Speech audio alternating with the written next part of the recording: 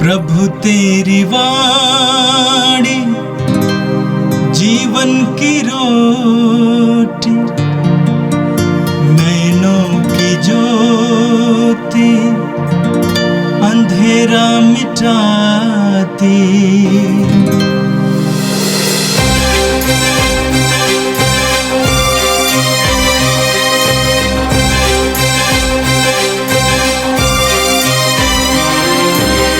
प्रभु तेरी वाणी जीवन की रोटी, नैनों की ज्योति अंधेरा मिटाती। प्रभु तेरी वाणी जीवन की रोटी, नैनों की ज्योति अंधेरा मिटाती। वाणी वाणी वाणी वाणी वाणी पवित्र है, शाश्वत है, जीवन का मन्ना है। 24 नवंबर शुक्रवार। पहला पाठ मकाबियों का पहला ग्रंथ, अध्याय 4, पद संख्या 36 से 37, 52 से 59 तक। उस समय यूदस और उसके भाइयों ने यह कहा, हमारे शत्रु मर गए, हम जाकर मंदिर का शुद्धिकरण और प्रतिष्ठान करें।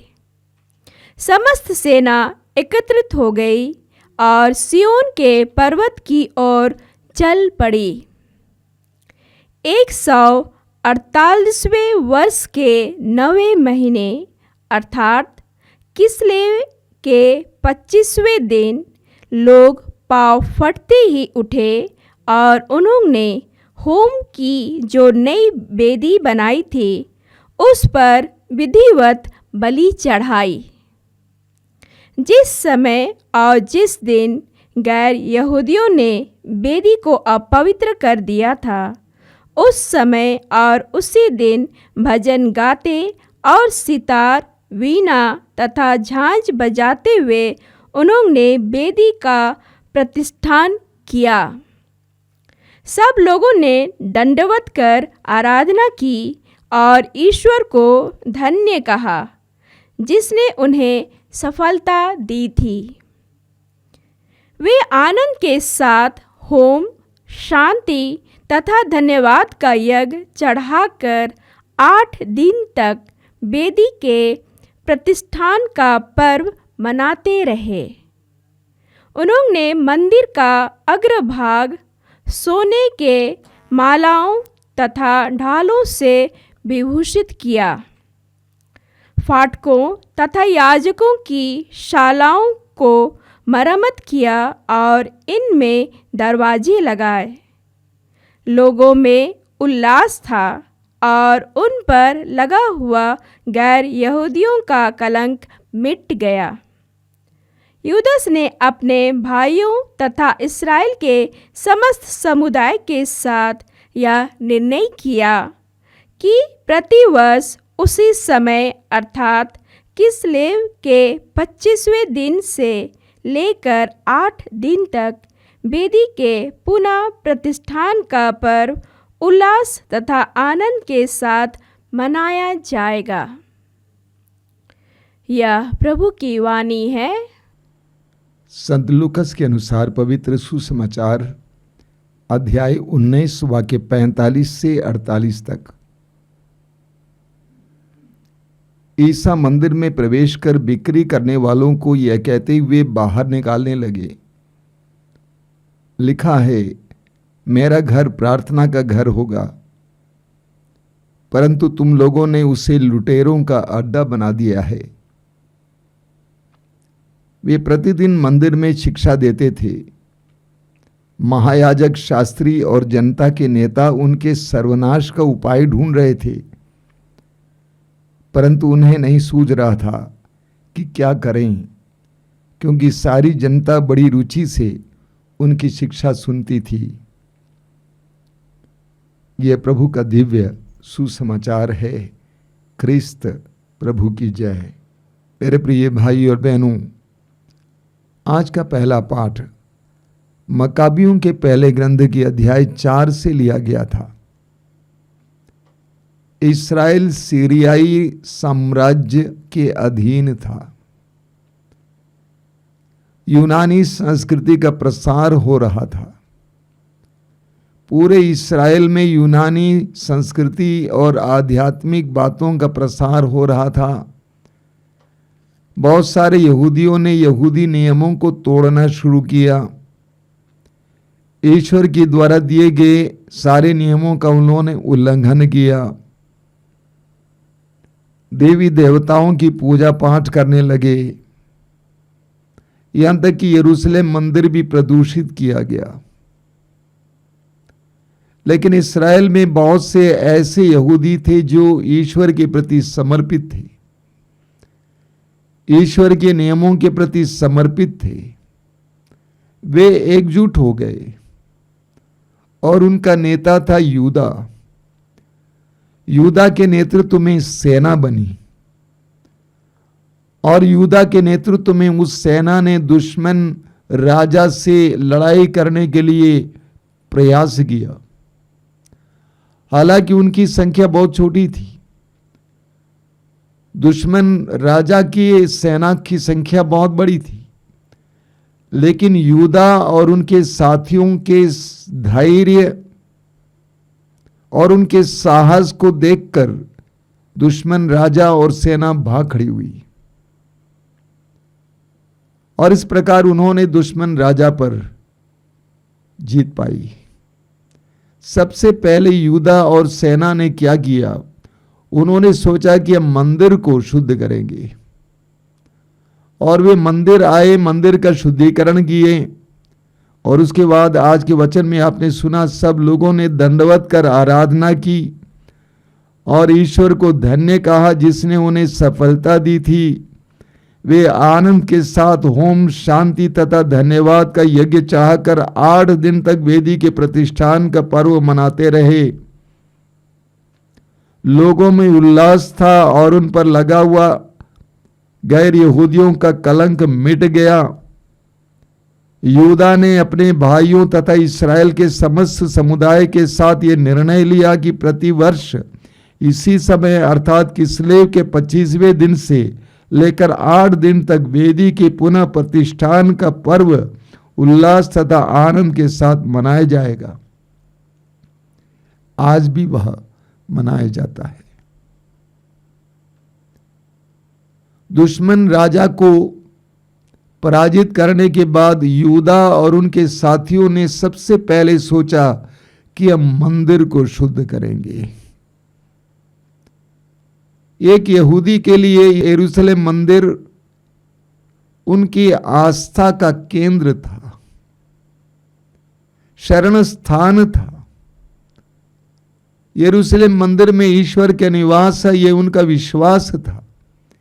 इसीलिए उन्होंने सबसे पहले मंदिर को शुद्ध किया और उसके बाद उसमें धन्यवाद की बलिदान चढ़ाए।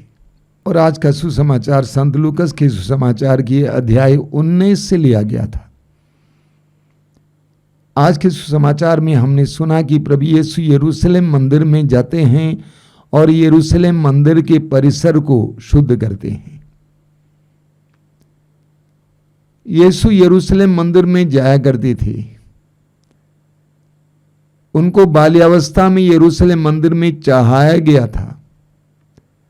उस समय से लेकर प्रभु यीशु अपने माँ बाप के साथ और बाद में अपने से यरूशलेम मंदिर में पर्वों के समय जाया करते थे। सुसमाचार की घोषणा का कार्य करते समय प्रभु यीशु ने यरूशलेम मंदिर और आसपास में सुसमाचार की घोषणा किया करते थे। आज के सुसमाचार में भी हमने सुना कि प्रभु यीशु यरूशलेम मंदिर में शिक्षा देते थे। उस समय यरूशलेम मंदिर की स्थिति को देखकर यीशु के अंदर बहुत क्रोध आया। यीशु ने देखा कि यरूशलेम मंदिर के परिसर को बाजार बना दिया गया था। एक यहूदी के लिए यरूशलेम मंदिर आस्था का केंद्र था। हम पढ़ेंगे स्तोत्र 84 में लिखा हुआ है, स्तोत्र 84 उसके वाक्य 2, 3, 5 इत्यादि में लिखा हुआ है। क्या लिखा हुआ है? विश्वमंडल के प्रभु, कितना रमणीय है तेरा मंदिर। प्रभु का प्रांगण देखने के लिए मेरी आत्मा तरसती रहती है। शब्दों का ख्याल कीजिए। मैं उल्लास के साथ तन मन से जीवंत ईश्वर का स्तुतिगान करता हूं। वाक्य 5 में लिखा हुआ है, तेरे मंदिर में रहने वाले धन्य हैं वे निरंतर तेरा स्तुतिगान करते हैं। धन्य है वे जो तुझसे बल पाकर तेरे पर्वत सियोन की तीर्थ यात्रा करते हैं। वाक्य 11 में लिखा हुआ है, 1000 दिनों तक और कहीं रहने की अपेक्षा एक दिन तेरे प्रांगण में बिताना अच्छा है। दुष्टों के शिविरों में रहने की अपेक्षा ईश्वर के मंदिर की सीढ़ियों पर खड़ा होना अच्छा है। एक यहूदी के भाव को सुनिए। उसके दिल में यरूशलेम मंदिर के प्रति कितनी आस्था थी। आप पढ़ेंगे स्तोत्र 122 में, मैं ये सुनकर आनंदित हो उठा, आओ हम ईश्वर के मंदिर चलें। मैं ये सुनकर आनंदित हो उठा, आओ हम ईश्वर के मंदिर चलें। त्योहारों से पहले ढिंढूरा पीटते हुए लोगों को खबर सुनाई जाती थी कि मंदिर जाने का समय आ गया। जब यह खबर मुझे मिली, स्तोत्रकार कहता है, मैं आनंदित हो उठा। एक यहूदी के लिए यरूशलेम मंदिर ऐसा था। लेकिन प्रभु यीशु ने देखा उसी यरूशलेम मंदिर के प्रांगण को यहूदी धर्म गुरुओं ने बाजार बना रखा था। मंदिर में बलि चढ़ाने के लिए अलग अलग प्रकार के जानवर लाए जाते थे, पक्षियां लाई जाती थीं, पैसा बदलने के लिए स्थान था। ये सब बाहर बाजार में हुआ करता था। लेकिन धर्म गुरुओं ने, मंदिर के अधिकारियों ने लोगों से पैसा लेकर उन सारे लोगों को मंदिर के परिसर में बुलाया। पूरा मंदिर का परिसर प्रभु के निवास स्थान का परिसर होना था।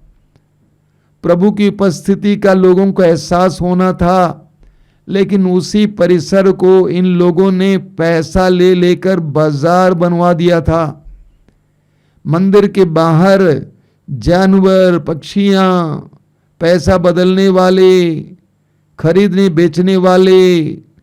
प्रभु यीशु को क्रोध आया और प्रभु ने जाकर उन सारे लोगों से को वहां से भगाया। और प्रभु ने कहा, लिखा है मेरा घर प्रार्थना का घर होगा। इस्यास नबी के ग्रंथ के अध्याय 56 उसके वाक्य 7 में लिखा हुआ है। प्रभु कहते हैं कि मेरा घर प्रार्थना का घर होगा, परंतु तुम लोगों ने उसे लुटेरों का अड्डा बना दिया है। प्रभु ने मंदिर को शुद्ध किया, परिसर को शुद्ध किया। इतना ही नहीं, वचन में आ गया, आपने सुना कि वे प्रतिदिन मंदिर में शिक्षा देते थे। महायाजक, शास्त्री और जनता के नेता उनके सर्वनाश का उपाय ढूंढते थे। धर्मगुरु यीशु का सर्वनाश करने के लिए, यीशु को नष्ट करने के लिए उपाय ढूंढते थे, लेकिन वे ऐसा नहीं कर पाते थे। क्यों? क्योंकि सारी जनता बड़ी रुचि से उनकी शिक्षा सुनती रही। लोग यीशु के वचनों को सुनते थे। यूहन्ना के सुसमाचार के अध्याय 1 उसके वाक्य 14 में लिखा हुआ है कि यीशु सत्य तथा अनुग्रह से भरपूर थे। उनके मुख से आने वाले एक एक शब्द के द्वारा लोगों को सांत्वना मिलती थी, लोगों को चंगाई मिलती थी। सूक्ति ग्रंथ अध्याय 3 और 4 में लिखा हुआ है कि प्रभु की वाणी का महत्व क्या है। यीशु वचन सुनाते थे, लोग सुनते थे। तो प्रभु यीशु ने यरूशलेम मंदिर के परिसर को साफ किया। मेरे प्रिय भाई और बहनों, यह हमारे लिए बहुत महत्वपूर्ण बात है। कुरिन्थियों के पहले पत्र की अध्याय 3 वाक्य 16 में संत पौलुस कहते हैं कि आप नहीं जानते हैं कि आप ईश्वर के मंदिर हैं। आप ईश्वर के मंदिर हैं और ईश्वर का आत्मा आप में निवास करता है। 1 कुरिन्थियों अध्याय 6 वाक्य 19 में पौलुस कहते हैं कि आप नहीं जानते हैं कि आपका शरीर ईश्वर का मंदिर है, ईश्वर का आत्मा उसमें निवास करता और ये शरीर आपको दिया गया है। हम में से हर एक विश्वासी, हर एक मनुष्य ईश्वर के मंदिर है। ईश्वर का आत्मा हम में निवास करता है। लेकिन दुर्भाग्य की बात है, जिस तरह से यरूशलेम मंदिर के परिसर को धर्म गुरुओं ने लुटेरों का अड्डा बना दिया था, उसी तरह शायद हमने भी इस मंदिर को लुटेरों का अड्डा बना दिया है। इतनी सारी बुराइयां जो हमने पाल रखी है। कभी कभी कुछ लोग कहते हैं कि ये तो मेरा हिस्सा है। क्रोध, ईर्ष्या, जलन, अहंकार, स्वार्थ, वासना, लालच आदि को हमने पाल रखा है। हम सोचते हैं ये हमारा हिस्सा है, लेकिन ईश्वर ने हमें इन सारी चीजों के लिए नहीं बनाया है। ईश्वर ने हमें अपने पवित्र मंदिर के रूप में बनाया है। हम में से हर कोई ईश्वर का मंदिर है। हम लोग ईश्वर के भवन के पास से गुजरते हैं, मंदिर से गुजरते हैं, सिर झुकाते हैं। मैं सच कहता हूं, जिस समय हमें इस बात का एहसास होगा कि मैं ईश्वर का मंदिर हूं, ईश्वर मुझ में निवास करता है और उसी तरह दूसरा भी ईश्वर का मंदिर है, उसमें भी ईश्वर का निवास है, तो हमारा जीवन बदलेगा। इतना ही नहीं, हमारा एक दूसरे के प्रति मनोभाव बदलेगा। चाहे बड़ा हो, छोटा हो, धनी हो, गरीब हो, पढ़ा लिखा हो, अनपढ़ हो, सुंदर हो, बदसूरत हो, हर कोई ईश्वर का मंदिर है। ईश्वर का आत्मा हर एक में निवास करता है। और विशेष करके आज के सुसमाचार के द्वारा प्रभु हमें ये बताते हैं कि हमारे इस मंदिर को शुद्ध रखने की आवश्यकता है। हर घर भी ईश्वर का मंदिर है, हर परिवार ईश्वर का मंदिर है, उसे भी शुद्ध रखने की आवश्यकता है। हम प्रभु यीशु से प्रार्थना करें कि प्रभु यीशु मेरे जीवन में आइए, मुझे शुद्ध कीजिए। मेरे अंदर बहुत सारी बुराइयां हैं, बहुत सारे लुटेरे हैं जो जीवन लूट रहे हैं, मेरा ही जीवन लूट रहे हैं, मुझे बर्बाद कर रहे हैं। मुझे उनसे स्वतंत्र कीजिए। आइए यीशु इस मंदिर में, इस मंदिर और मंदिर के परिसर को शुद्ध और पवित्र कीजिए। आज हमें प्रभु से प्रार्थना करने की जरूरत है। आइए हम प्रार्थना करें। प्रभु यीशु, धन्यवाद देते हैं आज के दोनों पाठों के लिए। दोनों पाठों में मंदिर के शुद्धिकरण के बारे में बताया गया है। प्रभु, तेरे वचन में लिखा हुआ है कि हम तेरे मंदिर हैं। हमें इस मंदिर को पवित्र रखने के लिए कृपा दीजिए। आइए यीशु हमारे जीवन में और हमारे इस मंदिर को पवित्र और शुद्ध कीजिए। हमारे अंदर भी बहुत सारे लुटेरे हैं जो हमारा ही जीवन छीनने में लगे हुए हैं। उन सारे लुटेरों को हटाकर प्रभु हमें शुद्ध और पवित्र कीजिए। तेरे वचन में लिखा हुआ है, लेवी ग्रंथ अध्याय 11 वाक्य 44 में, पवित्र बनो क्योंकि मैं तुम्हारा प्रभु ईश्वर पवित्र हूं। हगाई के ग्रंथ के अध्याय 1 में हम पढ़ते हैं कि प्रभु का वचन कहता है कि तुम अपनी स्थिति पर विचार करो। यह सब इसीलिए हो रहा है क्योंकि मेरा मंदिर टूटा फूटा पड़ा हुआ है। प्रभु, आज के दिन मैं ये भी स्वीकार करता हूं कि मेरा भी मंदिर टूटा फूटा पड़ा है। इसे सही कीजिए। इसे सही किया जाएगा तो मेरे जीवन में तेरी आशीषें, तेरी कृपाएं बरसेंगी, मैं जानता हूं। ये प्रभु यीशु इन वचनों को सुनने वाले मेरे भाई बहनों को आशीर्वाद देना। आज का संपूर्ण दिन उनके लिए कृपा का दिन बने। हमारी प्रार्थना को ग्रहण कर। आमीन। प्रभु तेरी वाणी जीवन की रोटी, नैनों की ज्योति अंधेरा मिटाती। वाणी वाणी वाणी वाणी वाणी शाश्वत है जीवन का मन्ना है।